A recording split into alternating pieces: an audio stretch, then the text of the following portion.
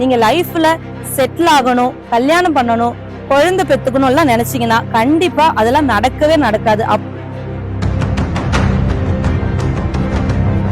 யாரும் உங்களை மதிக்க போறது இல்ல. டிப்ரெஷன் அப்படிங்கிற ஒரு மனச்சோர்வுக்கு ஆளாகிறாங்க. டாக் ஆஃப் த டவுன் நேயர்களுக்கு வணக்கம்.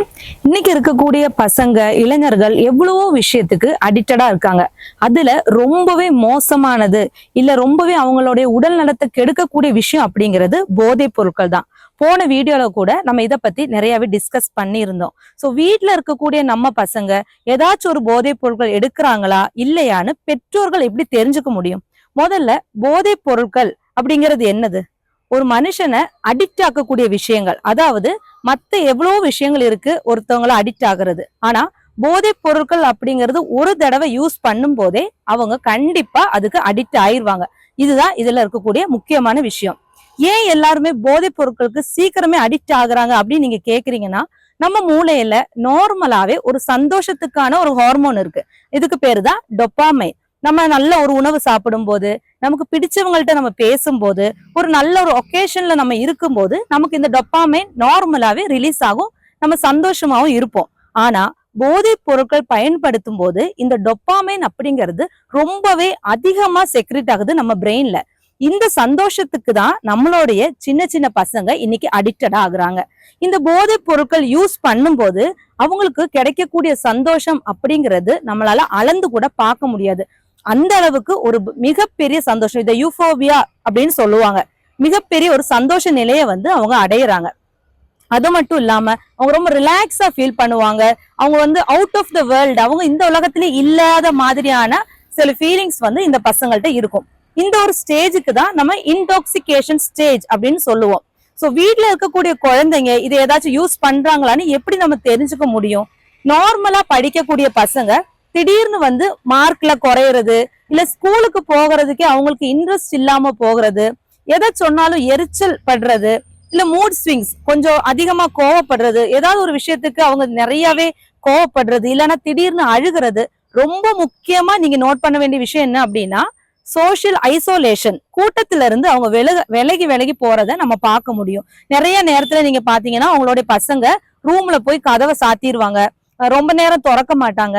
அதே மாதிரி நீங்க ரூமை போய் நாக் பண்ணி உள்ள போனாலுமே ஒரு டிஃபரெண்டான ஸ்மெல் வரலாம், இல்ல ஒரு வித்தியாசமான ஒரு ஆம்பியன்ஸ், அவங்க வீட்டுக்குள்ளேயே வித்தியாசமான ஒரு என்வாயன்மெண்ட் நீங்க நோட் பண்ண ஆரம்பிப்பீங்க. இந்த மாதிரி ஏதான அறிகுறிகள் உங்களுடைய பசங்கள்ட்ட இருக்கு, கொஞ்சம் டிஃபரெண்டா அவங்க பிஹேவ் பண்றாங்கன்னா அதை நீங்க கண்டிப்பா நோட் பண்ணுங்க. உடனடியா அவங்கள போய் திட்டவோ அடிக்கவோ செய்யாம கரெக்டா அதற்கான ஒரு ட்ரீட்மெண்டா நீங்க ஹாஸ்பிட்டல்ல போய் கூட டாக்டர்கிட்ட இதை பத்தி டிஸ்கஸ் பண்ணலாம். அதே மாதிரி பாத்தீங்கன்னா இந்த போதைப் பொருட்கள் எடுக்கிற பசங்களுக்கு அந்த போதைப் பொருளோட டைம், ஒவ்வொரு போதைப் பொருட்களுக்கும் இவ்வளோ டைம் அப்படின்னு இருக்கு. அது ஆல்கஹாலா இருக்கலாம், சிகரெட் ஸ்மோக்கிங்கா இருக்கலாம், இல்ல கஞ்சா போதையா இருக்கலாம், எம்டிஎம்ஏன்னு சொல்லக்கூடிய ஒரு போதைப் பொருள் இருக்கு, அதுவா இருக்கலாம். இப்படி நிறைய விதமானது இருக்கு. ஒவ்வொன்றுக்குமே ஒவ்வொரு டோஸ் டைம் இருக்கு. குறிப்பிட்ட நேரம் பயங்கரமான சந்தோஷத்தில் இருப்பாங்க. ஆனா அந்த போதைப் பொருளோட எஃபெக்ட் முடியும் போது ரொம்பவே அவங்க வருத்தத்துக்குரிய ஒரு நிலைமைக்கு வருவாங்க. சந்தோஷமே இல்லாம ஆகுவாங்க. டிப்ரெஷன் அப்படிங்கிற ஒரு மனச்சோர்வுக்கு ஆளாகிறாங்க. சோ அதனால என்ன பண்றாங்கன்னா மறுபடியும் அந்த சந்தோஷத்தை தேடி நம்ம பசங்க போக ஆரம்பிக்கிறாங்க. அதனாலதான் நான் இந்த போதைப் பொருளை ஒரு விஷம் அப்படின்னு கூட சொல்லுவேன். ஏன்னா இது மூளையில இருந்து எல்லா உறுப்புகளையும் அழிக்கிற அளவுக்கு கொடிய ஒரு விஷயம் தான் போதைப் பொருட்கள். இன்னைக்கு நம்ம சுத்தி நடக்கக்கூடிய நிறைய ஆன்டி சோஷியல் பிஹேவியர், அதாவது சமூகத்துக்கு எதிரான செயல்கள் இந்த போதைப் பொருட்களா தான் நடக்குது அப்படிங்கிறது நம்ம கண்கூடி பார்த்துட்டு தான் இருக்கோம். போன வீடியோல கூட நம்ம டிஸ்கஸ் பண்ணோம். ஸோ ஏதாச்சும் ஒரு பசங்க இந்த மாதிரி போதைப் பொருட்கள் யூஸ் பண்றாங்க, நான் எப்படி அதை சமாளிக்கிறது, எப்படி சரி செய்யறது அப்படின்னு கேட்டீங்கன்னா, நீங்க நேரடியா ஒரு ஜிஹெச்ல போய் ஒரு சைக்கியாட்ரிக் டாக்டரா போய் பார்க்கலாம். இல்ல தெராப்பி சென்டர்ஸ் இருக்கு, இதுக்குன்னு நிறைய தெராப்பி சென்டர்ஸ் இருக்கு. கூகுள்லயே பாத்தீங்கன்னா உங்களுக்கு நிறைய ஹெல்ப்லைன் நம்பர்ஸ் எல்லாம் வரும். ஸோ நீங்க கொஞ்சம் அமைதியா இந்த மாதிரி விஷயங்களுக்கு டீல் பண்ணி உங்க பசங்களை திருத்த பார்க்கலாம். நீங்க கேட்கலாம், நம்ம பசங்க எப்படி இதை எடுக்கிறாங்க அப்படின்னு. இது ரொம்ப முக்கியமான ஒரு கேள்வி. இன்னைக்கு டீனேஜ்ல இருக்கக்கூடிய பசங்களுக்கு பியர் பிரஷர்னு ஒரு விஷயம் இருக்கு. அதாவது கூட்டத்துல இருக்கிறவங்க என்ன செய்யறாங்களோ அதுவே அவங்க செய்யணும் அப்படின்னு நினைப்பாங்க. ரொம்ப முக்கியமா அவங்களோட ஃப்ரெண்ட்ஸ் முன்னாடி எல்லாம் பாத்தீங்கன்னா ஒரு குரூப் ஆஃப் ஒரு பாய்ஸ் இருக்காங்க அப்படின்னா ஒருத்தவங்களுக்கு ஒரு லவ்வர் இருக்கு அப்படின்னா இன்னொருத்தவங்க உனக்கு மட்டும் இல்லையா அப்படின்னு ஒரு மாதிரி கிண்டலுக்கு ஆளாகுவாங்க. அதனாலே அவங்க வந்து அவங்களுக்குன்னு ஒரு ஜோடியை தேடுவாங்க. இந்த மாதிரி எல்லாம் இருந்தது. ஆனா இன்னைக்கு போதைப் பொருட்களுக்கு அவங்க அந்த மாதிரி அடிமை ஆயிட்டாங்க. நீ ஒரு தடவை ட்ரை பண்ணிப்பாரு, நீ ஒரு தடவை ட்ரை பண்ணிப்பாருன்னு சொல்லி இந்த பியர் பிரஷர்னாலதான் நிறைய பசங்க வந்து போதைப் பொருட்களை பயன்படுத்துறாங்க. ஆனா அவங்களுடைய அந்த கியூரோசிட்டி, அவங்களுடைய அந்த ஆர்வ கோளாறுல அவங்க பயன்படுத்துறது அவங்களுடைய வாழ்க்கைய அழிக்க போகுதுங்கிறது அவங்களுக்கு அப்ப தெரியாது.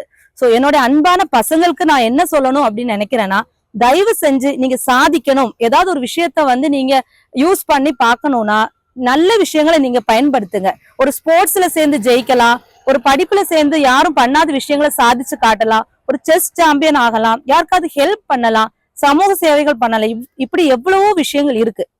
போதைப் பொருள் தான் யூஸ் பண்ணி நீங்க மாஸ் ஆகணும், கெத்தாகணும், எல்லாருக்கும் முன்னாடி ஷைன் ஆகணும் அப்படின்னு நீங்க தயவு செஞ்சு நினைக்காதீங்க. ஏன் அப்படின்னா இது உங்க உடம்ப மட்டும் கெடுக்க போறது இல்ல, உங்களை சுத்தி இருக்கிறவங்களும் கெடுக்க போகுது. நீங்க லைஃப்ல செட்டில் ஆகணும், கல்யாணம் பண்ணணும், குழந்தை பெத்துக்கணும் எல்லாம் நினைச்சீங்கன்னா கண்டிப்பா அதெல்லாம் நடக்கவே நடக்காது. அப்படி நடந்தாலும் யாரும் உங்களை மதிக்க போறது இல்ல. உங்களோட லைஃபே இதனால போக போகுதுங்கிறத ஞாபகத்துல வச்சுக்கோங்க. சோ உங்களோட கியூரோசிட்டிக்கு என்னைக்குமே இந்த இல்லீகல் ட்ரக்ஸை வந்து பயன்படுத்திடாதீங்க.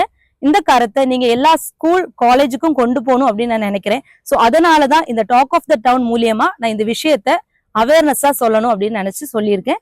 சோ மேக்சிமம் நம்ம சேனல்ல இருக்கக்கூடிய இந்த வீடியோ நீங்க ஷேர் பண்ணுங்க. அண்ட் இந்த மாதிரி விஷயங்கள் உங்களுக்கு வேணும் அப்படின்னா நம்ம சேனலை ஃபாலோ பண்ணுங்க. நன்றி.